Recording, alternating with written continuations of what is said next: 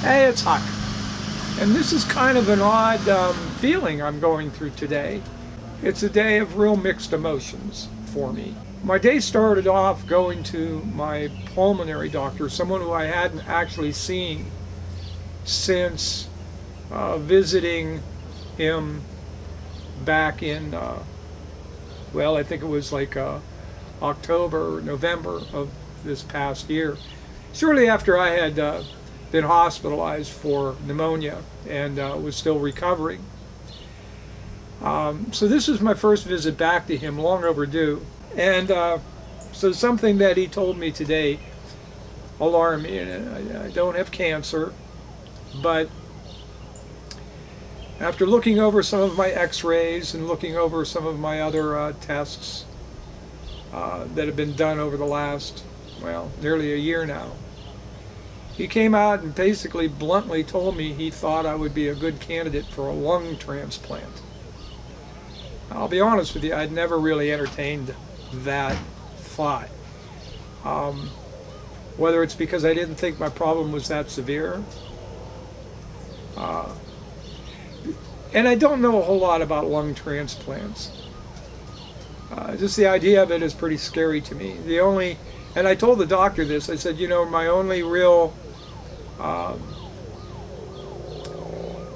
firsthand experience with lung transplants is what I gleaned from my watching a television show, Bates Motel, where one of the main characters also has a lung disease and was on the list to get a lung transplant, and yet she was very reluctant to go through with the procedure due to the risk.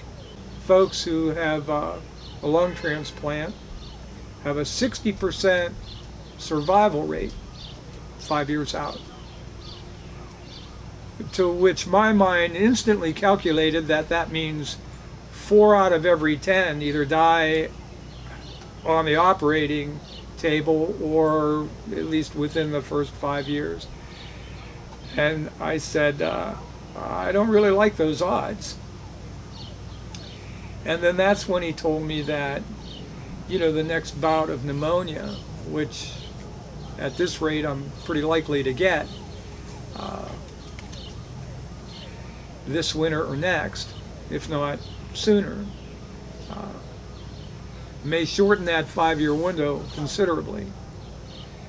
Anyway, he said that I was a very good candidate. He said that more often than not, folks my age, I'm 59, just turned 59, don't generally make good candidates because of so many other health issues. Most typically, when you have, bad lungs, generally because of, smoking or whatever, you generally have with it some other ailments, including a pretty bad heart. Yet all of the tests seem to indicate that other than my lungs, my health is actually amazingly good. And so unlike most folks my age or older, I'd actually have a pretty good chance, he thought, of getting on the list. Whereas, most folks that make it to the list generally tend to be younger than me. So I'm taking all this in. Of course, he doesn't make that decision. I would have to go, in this case, I guess, to the Cleveland Clinic, where they would conduct some further tests and, make a final determination of whether or not I was eligible. To be honest with you, I don't know if it's my stubbornness or if it's my optimism. I told him it would really take some persuasion for me to go that route. And he said, no one's going to do that. The only persuading I'm going to get is going to be, based solely on what I decided to do. And that's the only reason today that I have a mixture of emotions. I had to laugh. I saw that apparently, and I saw this on my Twitter feed today, Ted Cruz must have been speaking with Sean Hannity today. I imagine it was on Sean Hannity's radio program, being this time of day, that, and I know he was referring to the decisions of today's gay marriage ruling by the Supreme Court and yesterday's decision affirming federal subsidies under the Affordable Care Act. Ted Cruz mentioned today that these were the darkest 24 hours in American history.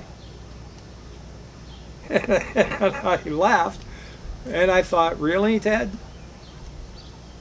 I don't know. Gettysburg? Trail of Tears? Writing slavery into the original Constitution?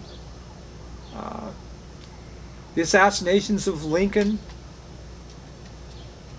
Kennedy, two gay folks who love each other to get married, and extending affordable health care options to folks who would be too poor to get it any other way.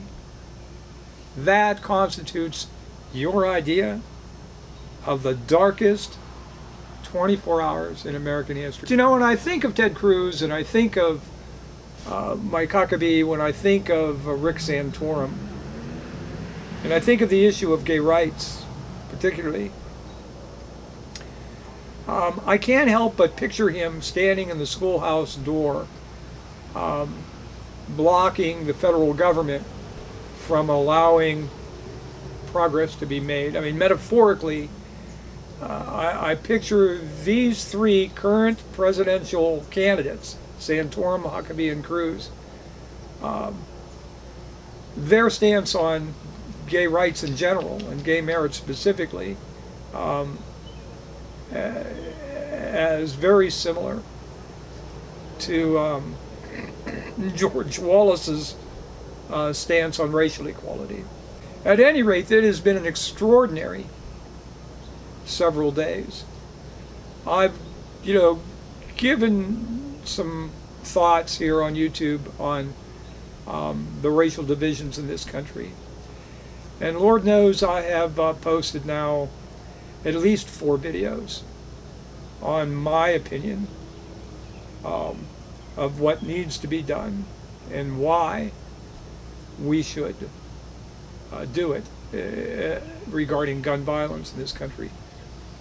But I can honestly say, whether my lifespan is going to be 5 years or less, or much, much longer, I can honestly say, just a couple of years ago, I'm not sure I ever thought I would live to see the day that marriage between 2 men or 2 women who love each other and are committed to each other and want to share,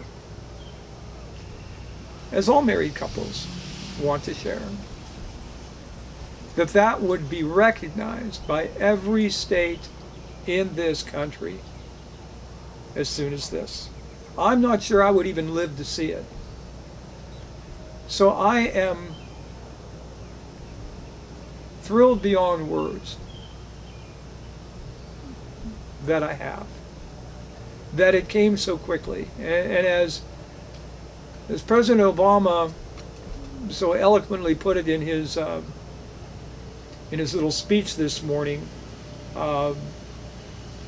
acknowledging the Supreme Court's judgment on gay marriage today, we have to thank for that incredible, rapid progression. The millions of little contributions made by men and women, some gay, some not, all around this country who helped bring this about. I have always believed that, like racial inequality and the racial divisions in this country, that tremendous injustices that gay folks have endured all these many years is largely a product of fear and misunderstanding. As in almost all cases, hatred of anything always is. It is truly an extraordinary last few days. So much so that I'm not sure there'd be enough coffee to keep me going today if I still worked in the newsroom. There has been so much news today. You know how news networks tend to focus on one big story and they never get off of it. And generally that's been the case. Whether it's a Malaysian airliner, missing in the ocean, or, one of the myriad number of, shooting tragedies, mass shooting tragedies we've endured. For the last week or so, I know the cable news networks particularly have focused largely on this shooting in Charleston. And this is one of the few times I've actually been glad to see they kept focusing and honing in on that tragedy.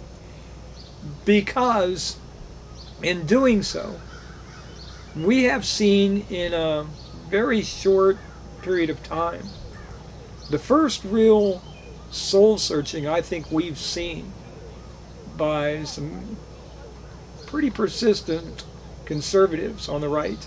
And my hope is that soul searching will dig even deeper, as I think I mentioned in my previous video,